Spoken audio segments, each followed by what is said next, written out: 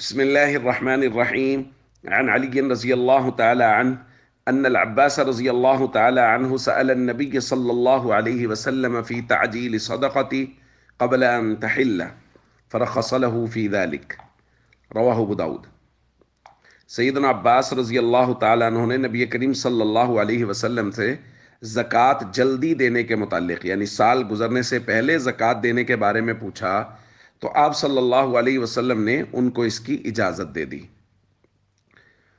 دوستو، ضابطہ یہ ہے کہ کوئی آدمی جس اسلامی تاریخ کو صاحب نصاب ہوا ہے اس کو چاہیے کہ وہ اس تاریخ کو نوٹ کرے، جیسا کہ ہم پہلے بات کر چکے ہیں، اور اگلے سال اسی تاریخ کو اس پر زکوٰۃ دینا لازم ہوگا۔ اس سے پہلے نہیں، سال گزرنے کے بعد زکوٰۃ دینا لازم ہوگا۔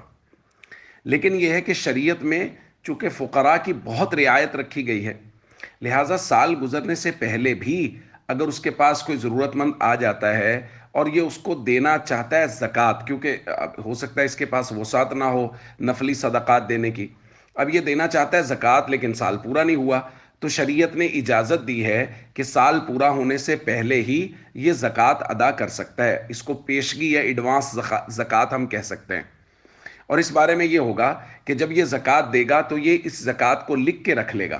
مثال کے طور پہ کوئی آدمی یکم رمضان کو صاحب نصاب ہوا، اب اگلے یکم رمضان کو اس کو زکوٰۃ دینا لازم ہوگا، لیکن اگلے یکم رمضان سے پہلے اس کے پاس کوئی ضرورت مند آ گیا تو ابھی اس ضرورت مند کی ضرورت زکوٰۃ کی مد میں پوری کر دے، یعنی زکوٰۃ کی نیت کر کے اس کو پیسے دے دے۔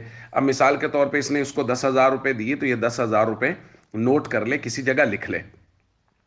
جب اگلے سال حساب کرے گا تو مثال کے طور پہ اس کی کل 1,00,000 روپے زکوٰۃ بنی تو اس میں سے 10,000 نکال دے، چونکہ 10,000 یہ پہلے ادا کر چکا ہے، باقی 90,000 ادا کر دے۔ تو آپ دیکھیے کس قدر خوبصورتی ہے دین اسلام کی کہ فقراء کی اس قدر رعایت کی گئی ہے کہ اگر زکوٰۃ پر سال پورا ہونے سے پہلے بھی فقیر آ جائے تو اس کو خالی ہاتھ نہ لوٹایا جائے۔ اگر صدقات نافلہ کی گنجائش نہیں ہے تو پھر زکوٰۃ اور صدقات واجبہ میں سے اس کا تعاون پیشگی کیا جا سکتا ہے۔ السلام علیکم ورحمۃ اللہ وبرکاتہ۔